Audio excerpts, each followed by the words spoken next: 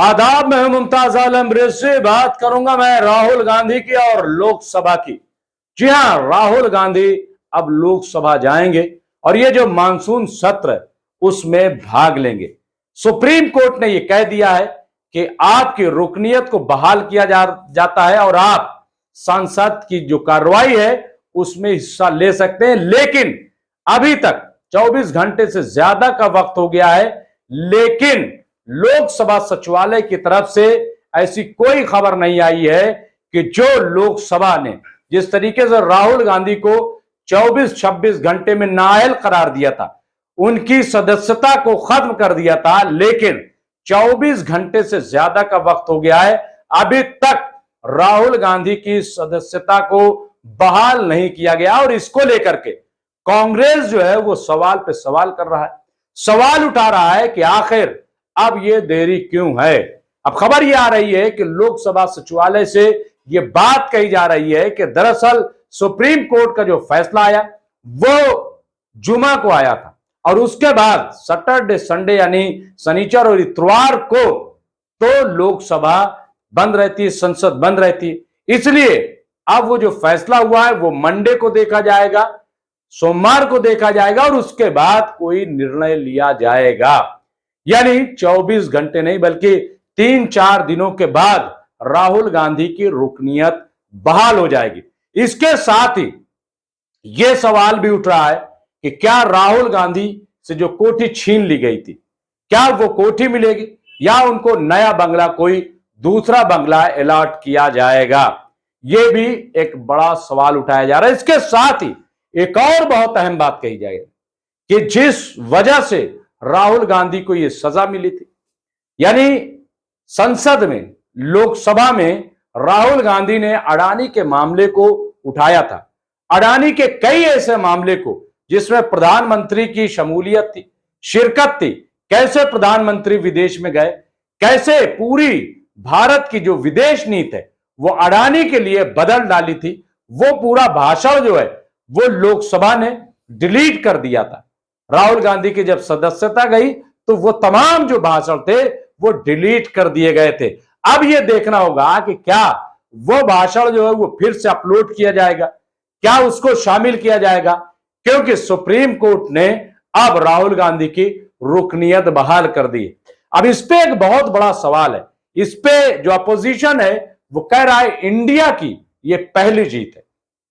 जी हां, जो विपक्ष का नया नाम है इंडिया, उसकी पहली जीत बताई जा रही।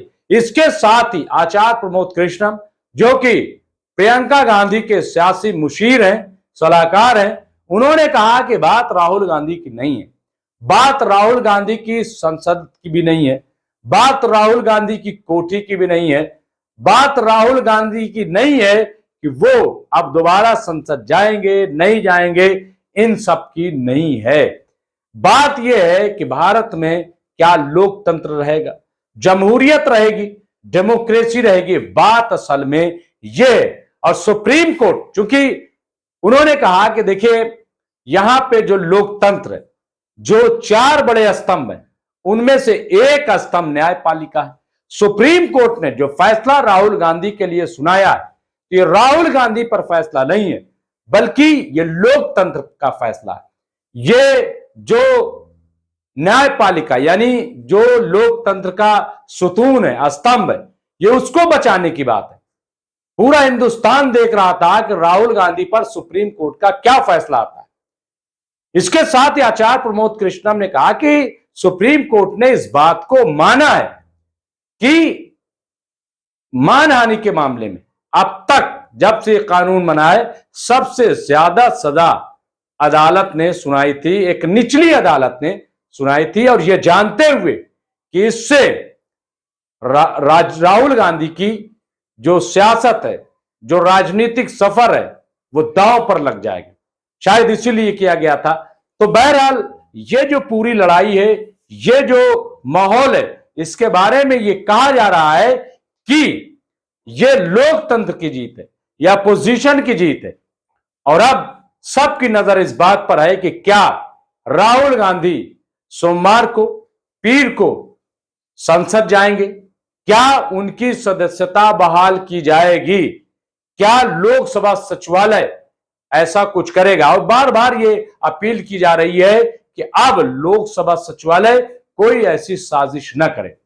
वो सीधे सीधे सुप्रीम कोर्ट के फैसले को सुनने के बाद अब उसको चाहिए कि वो राहुल गांधी की रुकनीयत को बहाल कर दे। तो बहरहाल ये राहुल गांधी के मामले में अब मैं समझता हूं कि एक नया रोल सामने आया।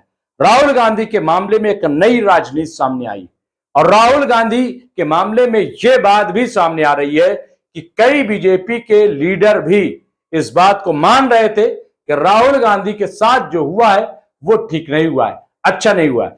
दूसरी बहुत अहम बात यह कि इस दौरान राहुल गांधी कमजोर नहीं पड़े, बल्कि राहुल गांधी मजबूत हुए। एक बात जो बीजेपी की तरफ से झूठ फैलाई जा रही है वो ये कि राहुल गांधी ने सुप्रीम कोर्ट ने माफी मांगी होगी अपने बयान, जबकि राहुल गांधी ने माफी नहीं मांगी। उन्होंने निचली अदालत में भी मना किया, हाई कोर्ट में भी मना किया और सुप्रीम कोर्ट में भी उन्होंने कहा कि मैंने ऐसा कुछ भी बयान नहीं दिया है। तो और राहुल गांधी कोई आदि मुजरिम नहीं है। इस दौरान आपने देखा होगा कि राहुल गांधी किस तरीके से वायनाड भी गए अपने पार्लियामानी क्षेत्र। इसके अलावा वो ट्रक ड्राइवरों से मिलते हैं, अमेरिका जाते हैं, खेतों में जाते हैं, खलियानों में जाते हैं, किसानों से मिलते हैं, मजदूरों से मिलते हैं, मोटर मैकेनिक से मिलते हैं, यानी वो अपना सफर जारी रखते हैं। और राहुल गांधी की शख्सियत और उभर करके सामने आई, तो ये एक बड़ा फायदा राहुल गांधी को मिला है। अब राहुल गांधी कल जाते हैं और जा करके क्या कुछ कहते हैं ये देखने वाली बात होगी, और क्या लोकसभा जो है वो सुप्रीम कोर्ट के फैसले पर अमल करता है। बहुत बहुत शुक्रिया।